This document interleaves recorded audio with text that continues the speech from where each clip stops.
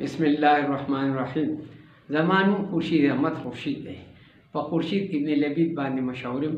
لبید د داجی تخلص و. زما والد صاحب مولانا عبدالله استاد نوخار ربیع نوخار نوشهره کلان اوسیدونکی و.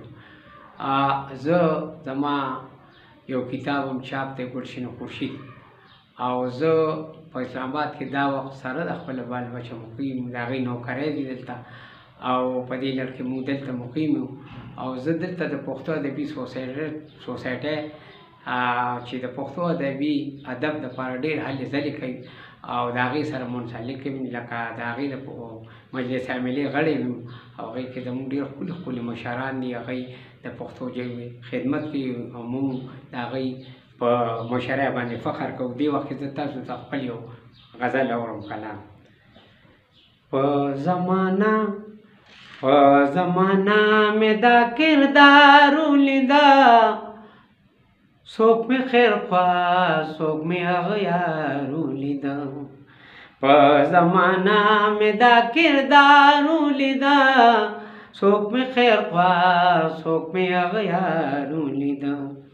ما سره ناستی بجونګاړه کیوں، ما سره ناستی بجونګاړه کیوں. نن می پخوا کې د مالدارو لیدا، څوک می خیر خوا څوک می اغیارو لیدا.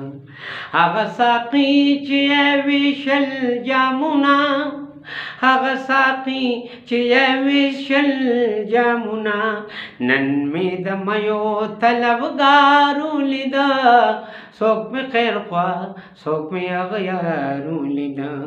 ګوته په خوله ورته حیران پاتې شم، ګوته په خوله ورته حیران پاتې شم، چې خپل منصف می جانبدارو لیدا، څوک می خیر خوا څوک می اغیارو لیدا.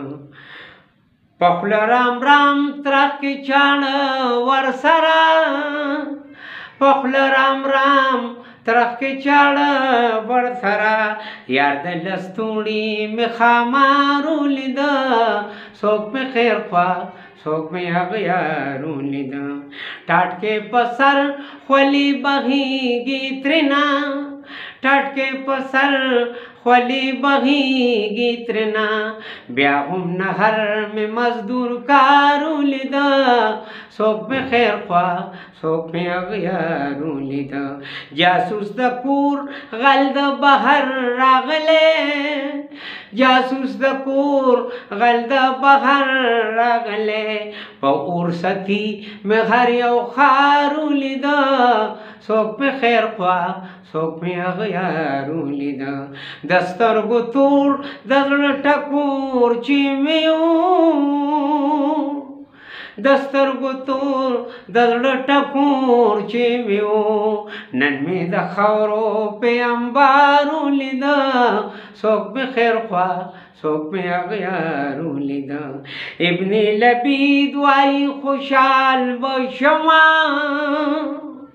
ابن لبید وایي خوشحال باشما، که امان دوستا می دلدارو لیدا، که امان دوستا می دلدارو لیدا، څوک می خیر خوا څوک می اغیارو لیدا. په زمانہ می دا کردارو لیدا، څوک می خیر خوا څوک می اغیارو لیدا.